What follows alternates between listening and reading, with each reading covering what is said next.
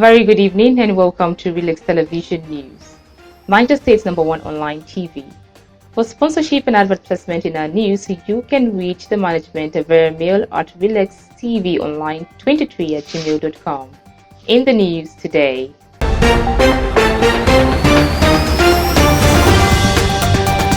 Niger State NLC rejects palliatives.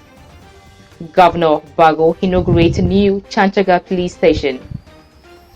Presidential Tribunal to give final judgment on live television. And on foreign scene, Gabon court leaders sworn in as president. And now the news in detail.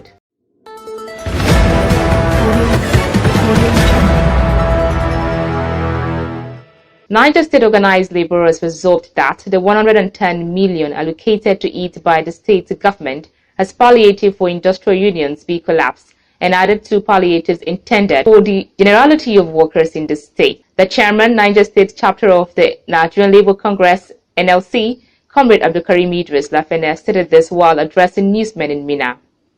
The Niger State Labour is demanding for the payment of 50,000 naira on a flat rate basis as palliatives to all working class and retirees in the state and local government councils. He added that such money to be credited to the salary account of civil servant and retirees in both the state and local government councils sustainably for 6 months. The organized labor find it odd that the executive governor did not come out clearly to include the working class in the first phase of the palliative.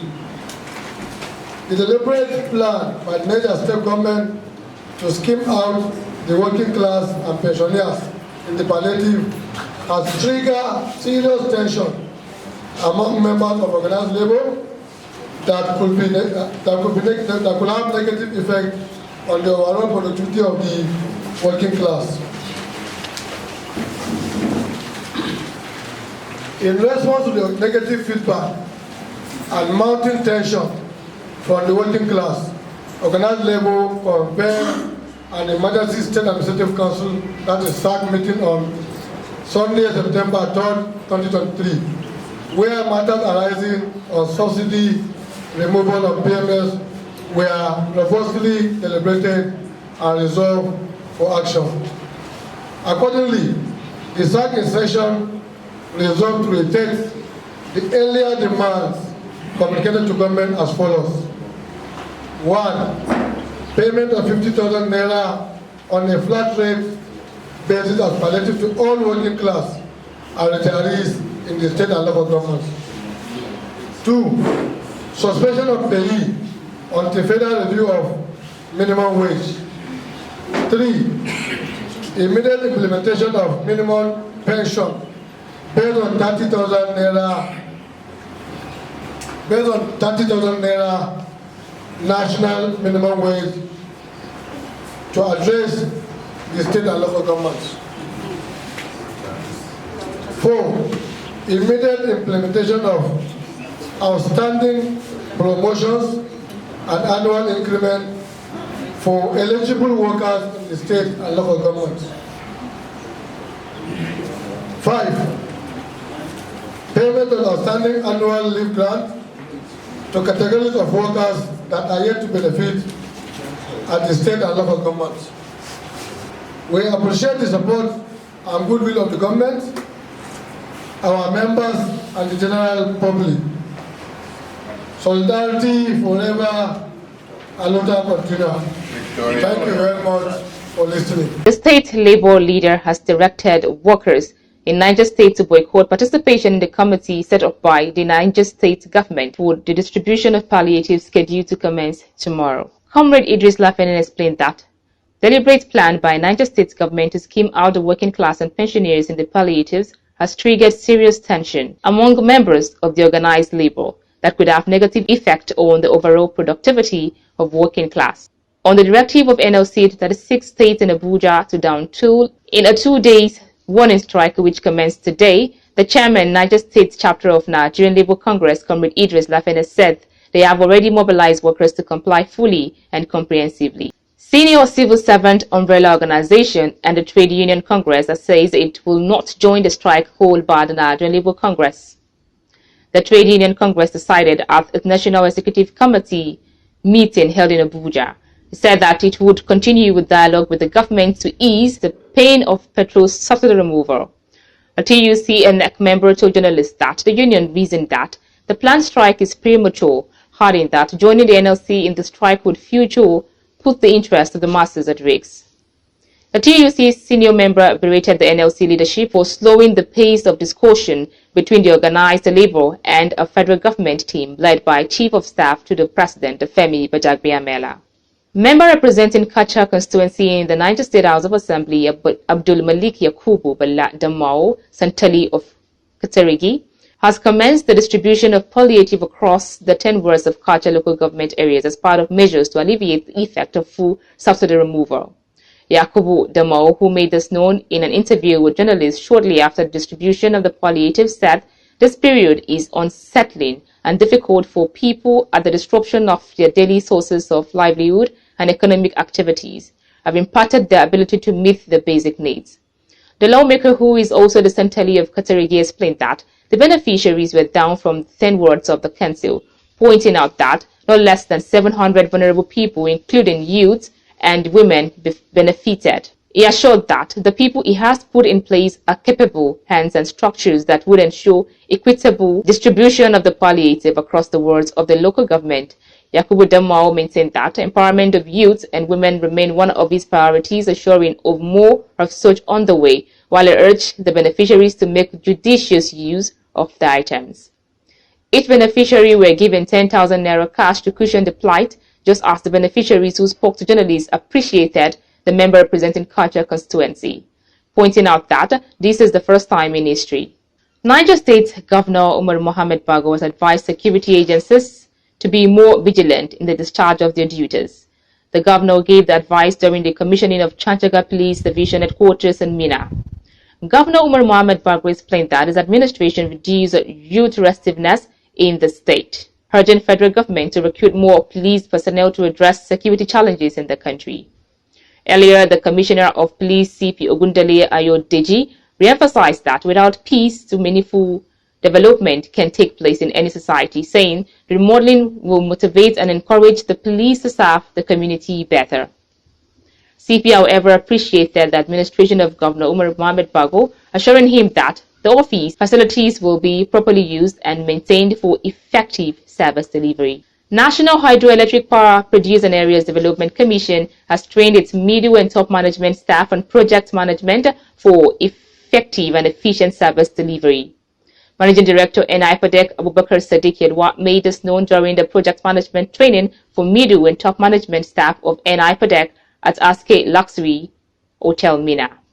Sadiq Yedwa, who said it is the practice of the Commission to ensure that no project is paid for without monitoring and evaluation, said without professionals' knowledge and skill on project management, the staff will face obstacles from contractors in terms of designing realistic plans, mitigating risks, ensuring project quality, budgeting project costs, and ensuring timely delivery.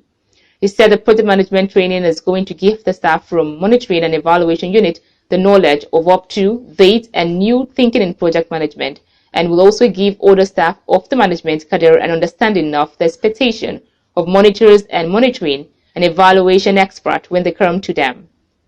Vice Chancellor Osman Danfodio University Sokoto Lawal Suleiman Bilbis, who said project management is the key to success of any organization, noted that as new projects are initiated, they have to be planned properly and executed. He said the training is to assess their level of awareness, saying it will go a long way in improving effective and efficient service delivery. The training organized by NIPADEC is a 5-day training, and the facilitators are from the Osman Danfodio University, Sokoto. This is Relax Television News, Niger State #1 online TV. Next after the break. Presidential Tribunal to give final judgment on live television. And on foreign scene, Gabon coup leader sworn in as president. The news continues shortly. Remember that you can follow us and comment on our social media pages and those Facebook handle at Relax TV or YouTube handle at Relax for sponsorship and advert placement in our news. You can reach the management via mail at relaxonlinetv23@gmail.com. The news continues shortly. Do stay tuned.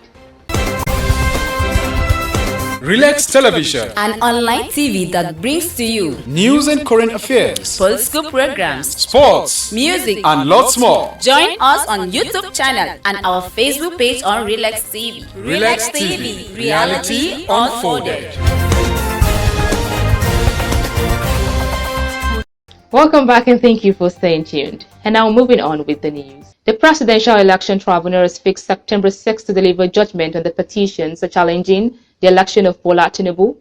Umar Bangari, Registrar of the Court of Appeal, confirmed the date to journalists in Abuja.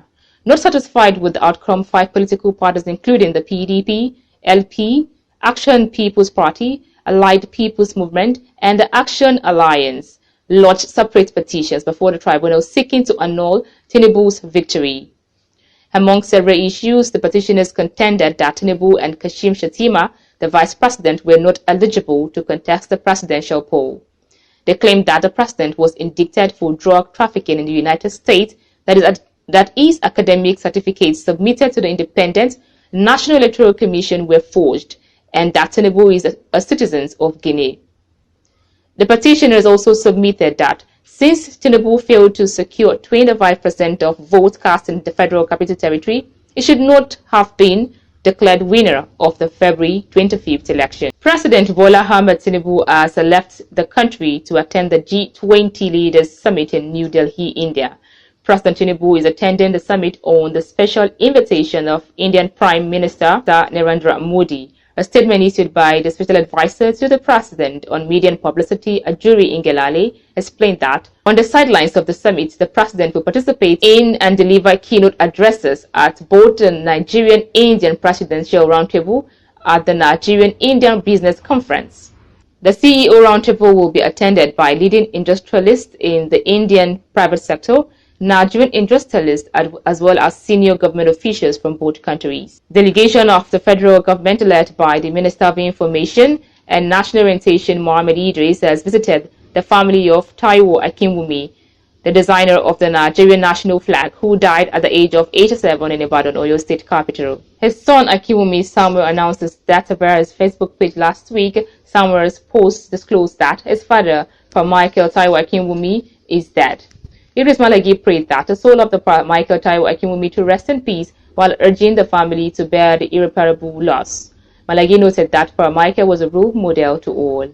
And on sports scene, the Nigerian Football Federation and Jose Santos Pesero have reached an agreement for the latter to continue in his role as head coach of the senior men national team of Nigeria. The Portuguese has been handed the mandate to lead the Super Eagles to, in the minimum, the semi-finals of the 34th African Cup of Nations finals taking place in Cote d'Ivoire in a few months. Pesero has steered the Super Eagles through the qualifiers and to a ticket with a match to spare, including a 10-0 record international win against Sao Tome and Principe in Agadir, Monaco in June 2022. He has now agreed to continue in the role after accepting a pay on his earlier terms, with a new agreement also putting him in charge of the Super Eagles to be the home-based professional who contests the Biennial African Nations Championship. And lastly, on foreign scene, Gabonese General Brice Oligui Nguema, who last week led a coup ending 55 years of the rule by the Bongos dynasty, was sworn in on Monday as interim president, AFP journalists confirmed.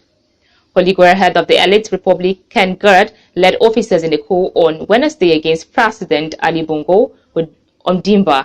Son of a family that had ruled since 1967, the hosting came just moments after Bongo 64 was proclaimed victor in last month's presidential election, a result branded a fraud by the opposition. He immediately pledged in a speech to hold a free and transparent election after a transition period which he did not specify, and to amnesty prisoners of conscience. And with that story does it on the news this hour.